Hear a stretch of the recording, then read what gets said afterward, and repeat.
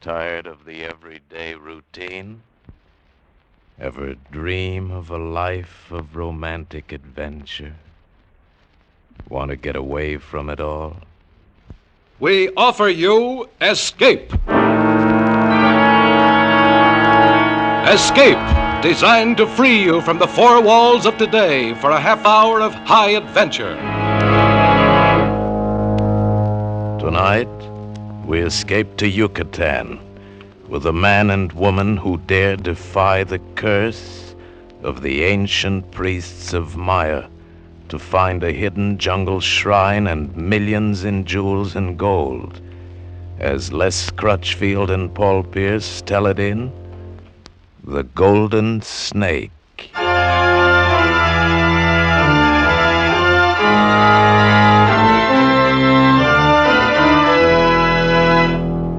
It was mid-morning of the fourth day south from New Orleans when the rusty little freighter Carib Lady dropped a hook a mile off the port of Progreso and the broad-beam tender warped alongside.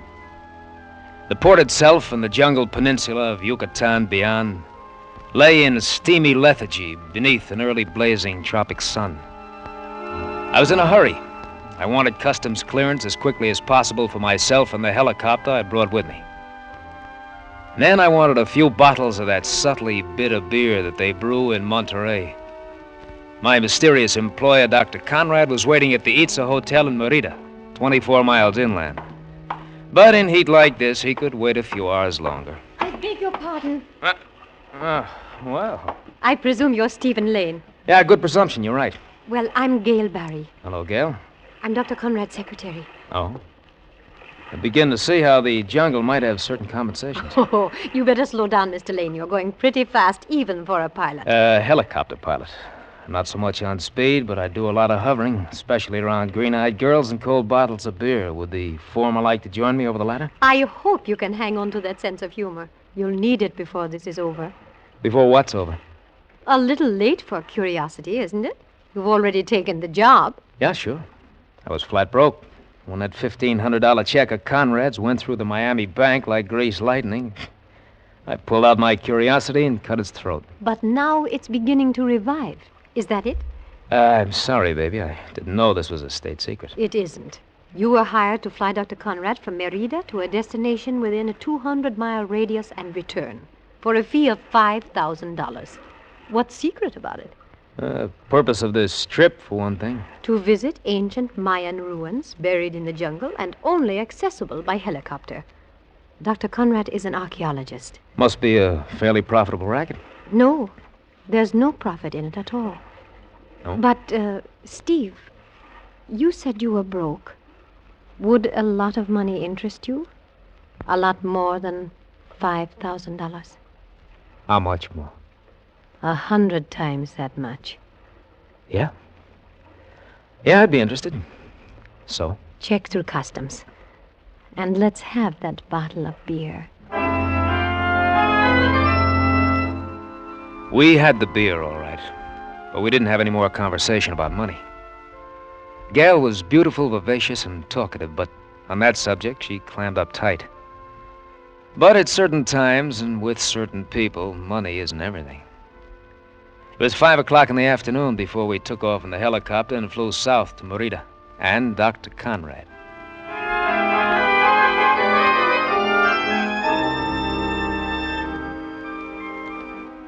You can look down from this balcony, Mr. Lane, and there lies the town of Merida, all silver in the moonlight.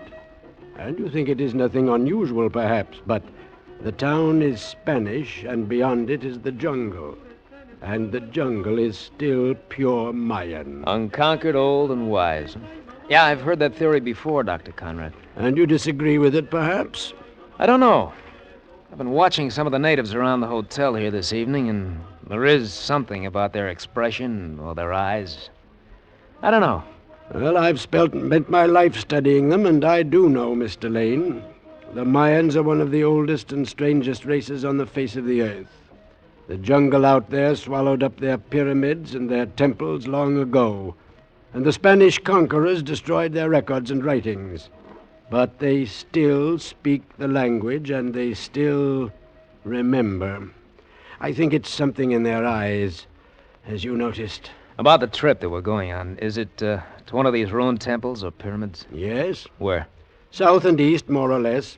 Within 200 miles of here. We'll have to follow landmarks. You've been there before, then? Yes. There are no trails and no water. Snakes, army ants, fever. Average progress is 2 miles a day. And I assume that the purpose of the trip is archaeological exploration? Of course, Mr. Lane. I would have no... Dr. Conrad, I checked the invoices for the equipment. They're all correct. I left them in your room. Fine. Thank you, Miss Barry. I'll sign them later. All right, Dr. Conrad. I'll be in my room if you want me for anything. Good night, Mr. Lane. Oh, good night, Miss Barry. Look, Dr. Conrad, I think it's about time you told me the real purpose of this trip. Huh? But I did tell you. What makes you think that there Look, $5,000 is too much money for a 3-day flying trip to look over some ruins. So? Mr. Lane, can you keep your mouth shut? That depends. There'll be more in it than $5,000 if it goes all right. Illegal, I suppose? No, but dangerous. More dangerous than you can ever imagine. What kind of danger? From the Mayans. This involves a violation of the most sacred shrine in their history, the theft of their most sacred object, one they won't even admit exists. Oh, treasure hunt, huh? Not a hunt, Mr. Lane. I've seen the object. I know where it is. Is, Miss Barry in on this? She's merely the secretary of a scientific expedition. You and I are the only ones who know different. What about the men who were with you before? They were interested only in the ruins. They never saw the treasure. Yeah, but they do know the location of the place. No, Mr. Lane. Not anymore. Well, why not? Because all 4 of them are dead.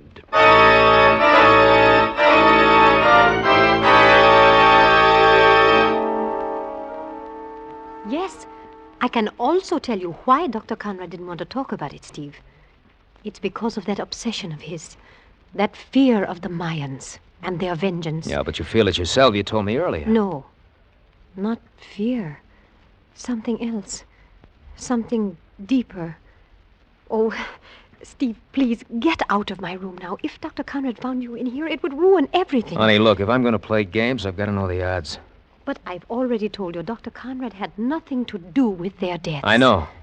4 fatal accidents within a year. What kind of accidents? Different kinds. The first one happened 6 months after the joint expedition. Dr. Bentley and the original pilot took off from Merida and crashed in the jungle 10 miles from town. They were both killed.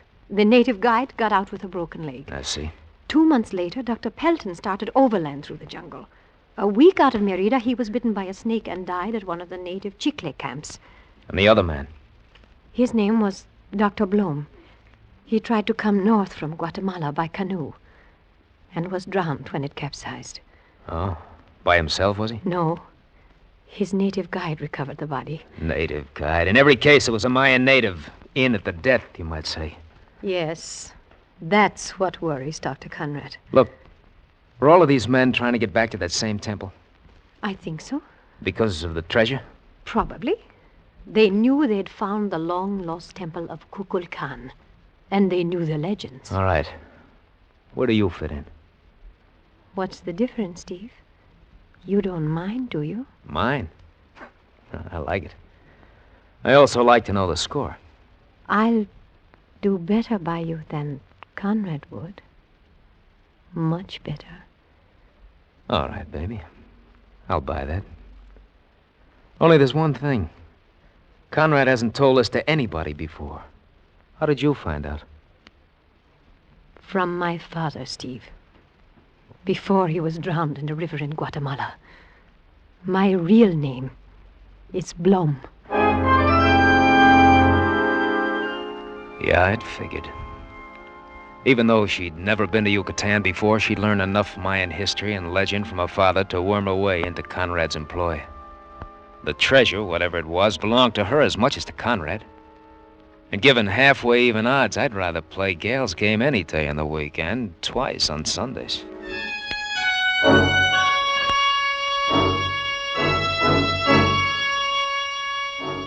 I lay on the hammock in my room for an hour, I guess.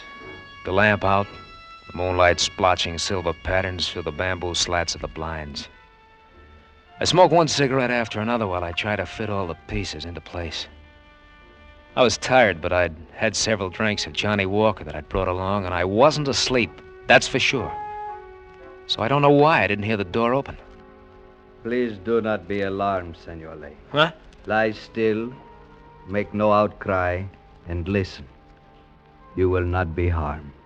For some odd reason, I couldn't move. I couldn't cry out. It took great effort just to turn my head and look at him. It is our desire to warn you because you are not aware of the thing you dare to do. Dr. Conrad knows, and he deserves no warning. In the scattered moonlight, I could see very little of his face except the eyes. The eyes of a Mayan. They seem very wise and 1,000 years old, like the eyes of newborn babies.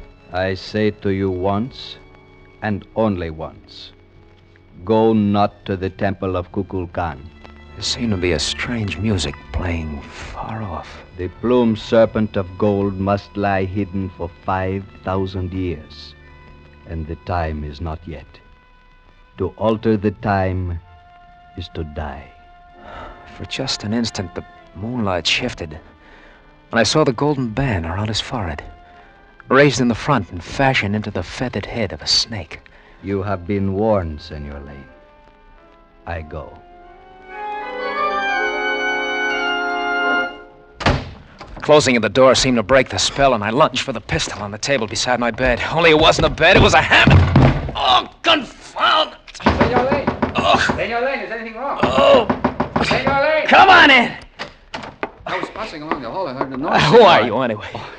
Rodolfo Moreno. I am the night clerk. Look, did you see the man who came out of my door just before the noise? What, senor? No one came out. What?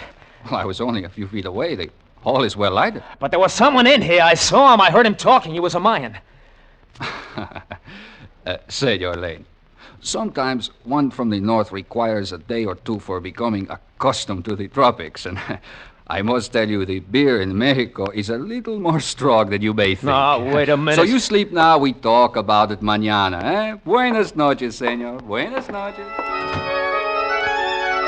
There wasn't much point in doing anything but follow the night clerk's advice. I couldn't very well go to Conrad and tell him a mysterious Mayan had come to my room to warn me, when the clerk had sworn he'd seen no one. I didn't see how Gail could help much. I didn't want to worry her without some definite reason. So, after a long time, I grew drowsy and fell asleep.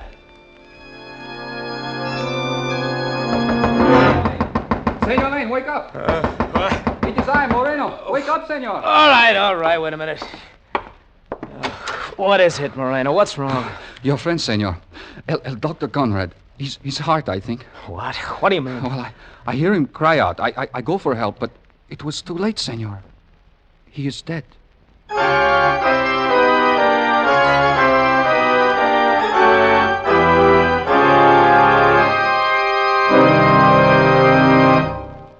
In just a moment, we will return you to the second act of Escape. But first, Molly Goldberg's warm-hearted approach to life has gotten her into mix-ups over and over. But this Saturday night, Molly really shoots the works. Molly and Jake have planned a motor trip to Florida. But when the people who've been invited to ride along get together, Grand Central Station couldn't hold them all. What happens to the trip? Be listening this Saturday night when the Goldbergs bring their warm, rich humor to most of these same CBS stations. And now, for the second act of Escape.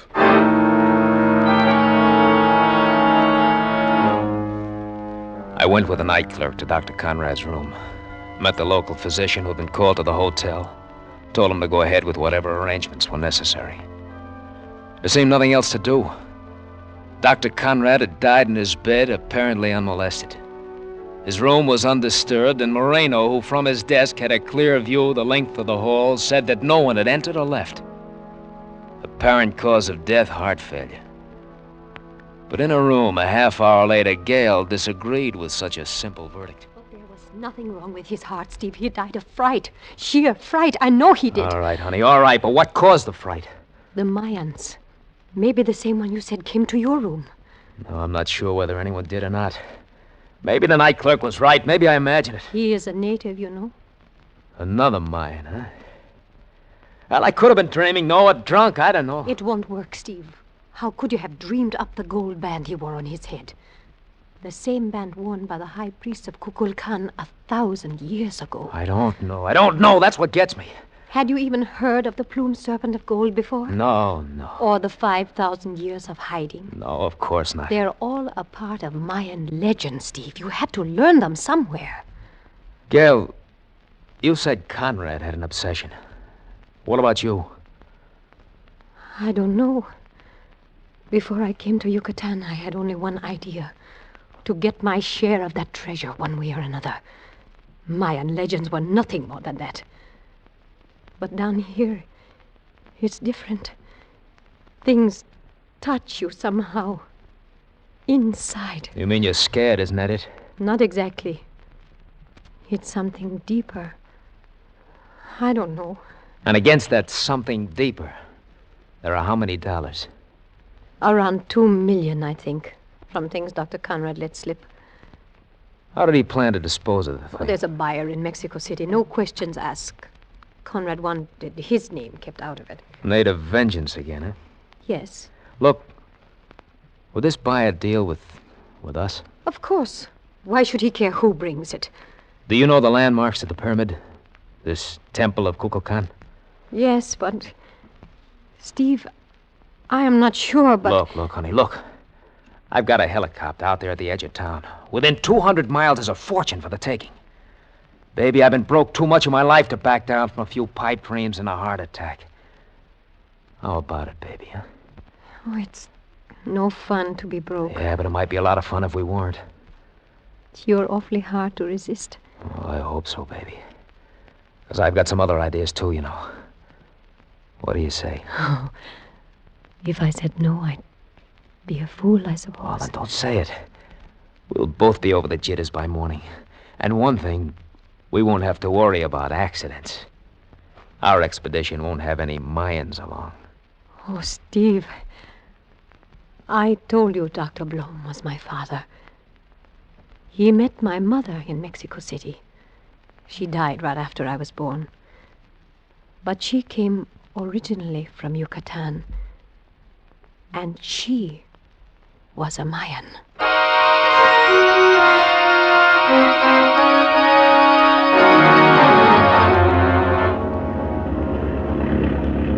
Can you tell now, Gail? Are you sure this is it? We won't land if you're not. I think so. There's the old stone roadbed in the jungle to the south. The pyramid runs southeast-northwest. The temple ruins are at the north. The jungle has grown up over the west slope. All the landmarks check, Steve. This is it. All right, honey, hang on. We're going down. The Mayans didn't know it, but when they built these pyramids flat top, they were getting ready for the helicopters.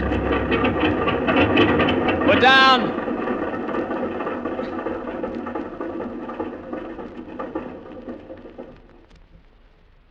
It's terribly quiet, isn't it, Steve? Yeah, especially after hearing that egg beater for the last 3 hours. Well, may as well have a look. Come on, jump, baby. I'll give you a hand. Thanks. Well, they've certainly let the old place run down. It's lain here like this for more than 1,000 years, Steve. Full moons and dark moons, rains, lightning, sun and wind. Nothing moving. Only the jungle, growing and growing and creeping up over it. Hey, now, baby, relax. We shouldn't have come here at all. We are only interlopers, strangers, not wanted. Well, maybe they like us better when we're rich, huh? There's no use joking about it, Steve. I think you feel it, too. We are in some terrible danger here, some kind we've never known before. It's like we're being watched. Only there are no watchers. Well, not unless you count that parrot there in the lianas. A parrot. A feathered bird. A feathered snake. Now, look, Gail, look, we've talked this all out. We're here now. We're going to go through with it. I admit that I feel just as... Well, this morbid talk of yours isn't helping anything. I'm sorry, Steve. I feel so strange. Oh, it's just nerves. Forget it. Okay, baby. It's a deal. Come on. Let's go find that cave.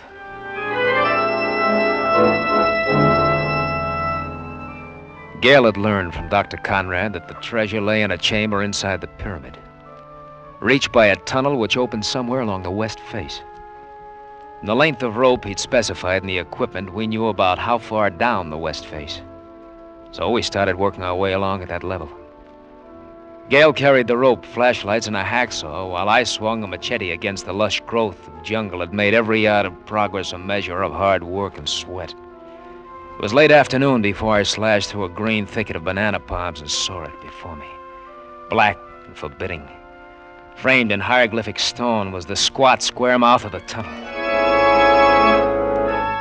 Its floor was paved with bricks velveted in green moss, undertrodden for centuries. A cool draft floated out against the jungle heat, inviting and repelling. Gail and I looked at one another for a long moment, saying nothing. And then, flashlights in hand, we walked into the tunnel. Careful, honey, careful. The ceiling's low in places. I'm watching, Steve. There may be snakes. Our boots ought to protect us. Seems to be widening out a little. I think maybe... Yes. There's a room right ahead, Steve. Good, good. Wonder if there's anybody home. Steve, don't joke, please. No, I'm sorry, honey. Hey, here we are. Oh, it's a big room. Yeah. I'll say it is, and I wonder where it's... Steve! Swing your light over there. Look. On a raised stone dais in the center of the cave, gleaming and glittering in the blaze of our lights, was a great figure wrought in plates of pure gold. A massive golden snake studded and jeweled with feathers of cut emerald. Steve, it's Kukulkan, the plumed serpent of gold. $2 million, baby. $3 million is closer, maybe $4 million. Why, the gold alone and those emeralds. Let's go now. Now, Steve, before it's too late. It must weigh a ton. Now I see why Conrad included hacksaws in the equipment. Here, honey, you owe my light. What are you going to do? Old money bags has to be cut up before we can pack them out. May as well see how much of a job it'll be. Steve! No! Yeah, what's the matter? There's something here. Something old and wise and powerful. It's watching us. I can feel it. Oh, now wait, baby, don't... Anyway, it's really too late to do anything today. We've seen it now, Steve. Let's leave it just the way it is. Just until tomorrow. It's almost dark now. Please. Please, Steve. All right, Gail, all right. Come on, let's get out of here.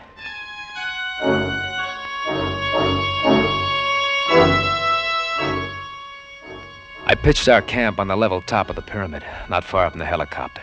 Spread our sleeping bags and built a fire in a pile of stones. It was dark by the time we'd eaten, and a round full moon flooded the ruins and the miles of empty jungle with an eerie light. I lay back and I watched Gail sitting across the fire from me, staring into the strange night, lost in her own thoughts. An odd thing had happened while I was gathering rocks for the fireplace. I'd lifted a large flat stone and found under it a golden band like the one worn by the Mayan who'd come to my room. Gail had put it on her head without a word, and it fit perfectly.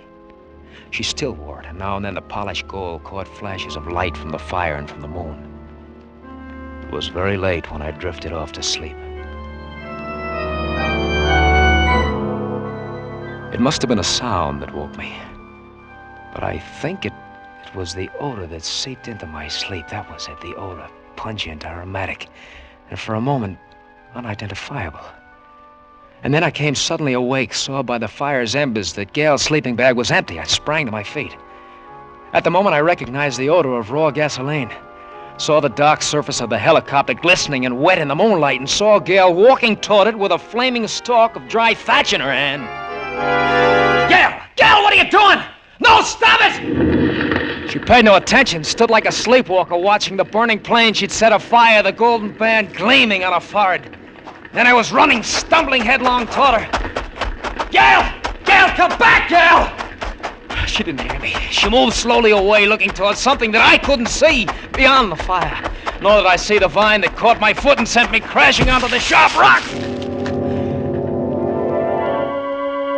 I lay there on the ground, unable to move, half blinded by concussion. And by the blood that ran into my eyes, I tried to call out again and could make no sound. I could see Gail moving away past the burning plain, swaying as she walked, trance-like and alien. I seemed to hear again the weird music of Merida far off somewhere in the night. And then, in truth or in delirium, in the shadows, past the fire, I saw them. Saw them waiting for Gail. They were clothed in white, and their eyes were Mayan, wise and old and powerful. And on each forehead gleamed a golden band, the high priests of Kukulkan.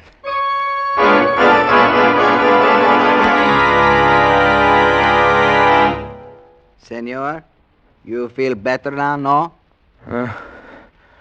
Better? I don't know. Who are you? Only a poor farmer, senor. Farmer? Where am I? In my casa, senor. You have been very ill from a bad wound to the head. But how did I get here? 3 days ago, you come from the jungle, fell at my door. I take care of you. Oh, thank you. Thank you very much. Sometimes you fight with me, say crazy words. But I know it is only the head is broken. I was running. I fell against a rock. I just can't remember much after that. No matter, senor. Tomorrow I take you to Merida. To Merida? But how can you? But so simple. In my cart with the burro. It is only 7 miles. 7 miles? But I was 200 miles from here. Quien sabe, senor. 3 days ago you come out from the jungle. Tell me something. Are you a Mexican? Pues, senor, I am a citizen of Mexico, but by birth, I am Mayan.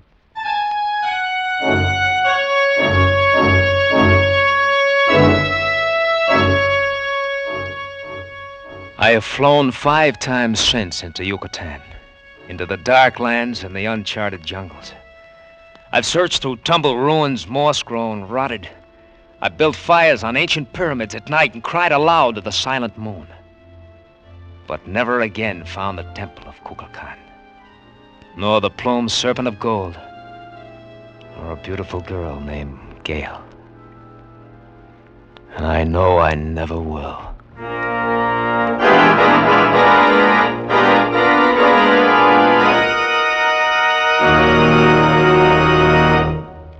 Escape is produced and directed by William N. Robeson. Tonight we have presented The Golden Snake, adapted for radio by Les Crutchfield from an original story by Paul Pierce. Featured in the cast were Anthony Barrett as Steve Lane, Jeanette Nolan as Gail Barry, and John Hoyt as Dr. Conrad.